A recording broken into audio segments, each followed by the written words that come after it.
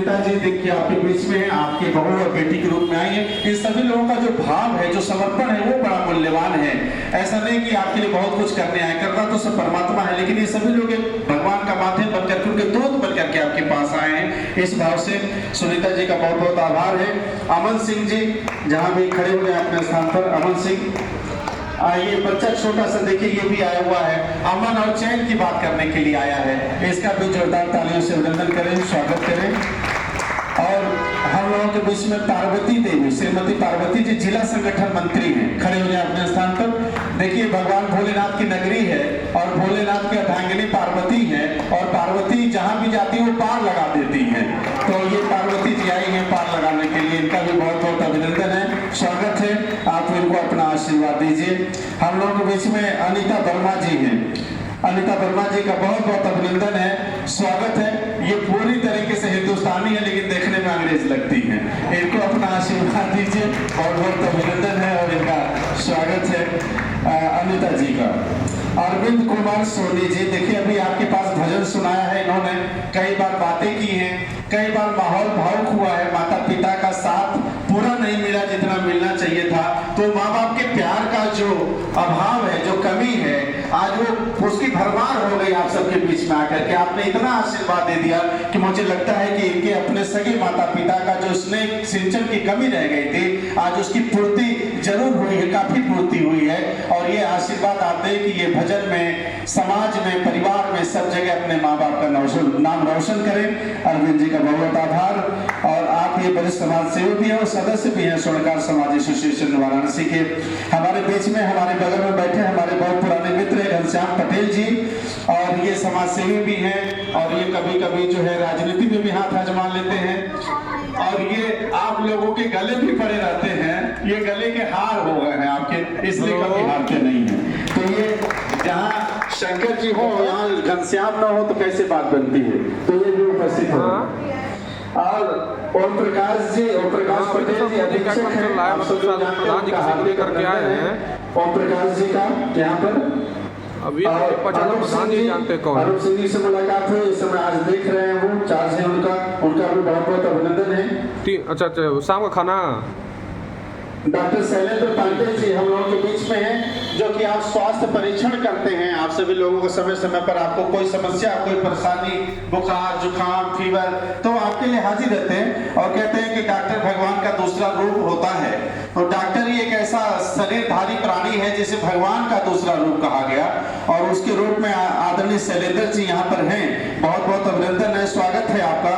एक आदमी वो होता है जो कि नौकरी को नौकरी समझ के करता है, एक आदमी होता है कि अपनी नौकरी को सेवा समझ के करता है, और जो सेवा समझ के करता है वो भगवान का रूप हो जाता है, वो देवता हो जाता है, और जो उसे नौकरी समझ के करता है वही दानव हो जाता है। दानव और मानव में कोई ज्यादा फर्क नहीं होता।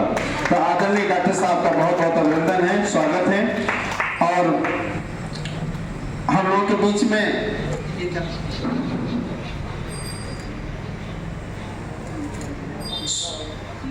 शिवम कौन, शिवम वर्मा, हाँ शिवम जी खड़े हो जाइए, ठीक है। बहुत बहुत अभिनंदन शिवम जी का। शिव की नगरी में शिवत्व प्राप्त करना है तो शिवम से गुजरना होगा, और इनको भी आप अपना आशीर्वाद प्रदान करें।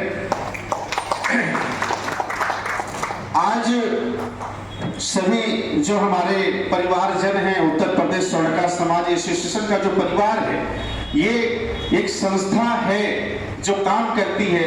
स्वर्णकार समाज जरूर लिखा है इसमें, लेकिन ये संस्था समाज के सभी वर्गों के लिए काम करती है, सभी लोगों को साथ में लेकर के चलती है। और जहां भी इसे लगता है कि राष्ट्र के लिए, समाज के लिए हमारी जरूरत है, तो ये लोग खड़े मिलते हैं और अपने समाज के उत्थान के साथ साथ, ये बड़ी व्यापक सोच का स्वरूप है संस्था का। मैं आभार व्यक्त करता हूँ।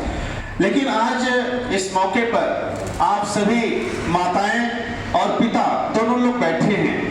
आज बातें जो हमारे भाइयों ने करी हैं, उन बातों को रिपीट करने का औचित्य नहीं है क्योंकि वो बातें हो चुकी हैं। लेकिन हमारे बीच में हमारी माताएं बैठी हुई हैं। हम लोग उत्तर प्रदेश के रहने वाले हैं, बिहार, झारखंड, इसी आसपास के लोग यहाँ पर आज उपस्थित हैं। और जब हमारी संस्कृति में कहीं कोई चुनौती आती है, कहीं झगड़ा हो जाता है, कोई दिक्कत आती है, तो लोग क्या कहते हैं, पहलवान अगर कुश्ती लड़ता है अखाड़े में तो कहता देखते हैं तुम्हारी माई में कितना दम है, तुम्हारी माई ने कितना दूध पिलाया है, देखते हैं कितना दम है।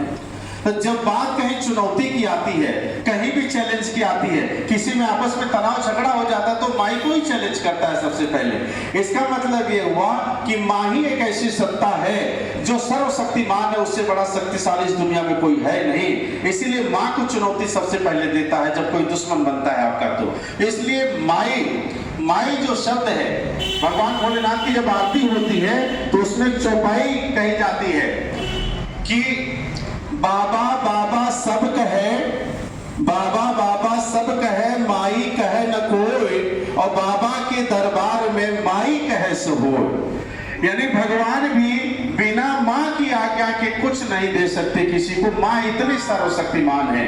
तो वो माँ आज इधर स्त्री रूप में बैठी है, इधर हमारे पिता स्वरूप पुरुष बैठे हुए हैं। और आप देखिए कि भगवान की रचना कैसी है। जब हम आप देखते हैं, किसी भी इंसान को देखते हैं तो चेहरे से समझ जाते हैं कि ये माँ स्वरूप है, और पुरुष को देखते समझ जाती है पिता स्वरूप है। भगवान की रचना देखिए कि हर इंसान का चेहरा, हर इंसान को 2 आंख है, 2 कान है, 2 नाक है, 2 हाथ है, 2 पैर सबके पास है, लेकिन चेहरा किसी का एक दूसरे से मैच नहीं करता।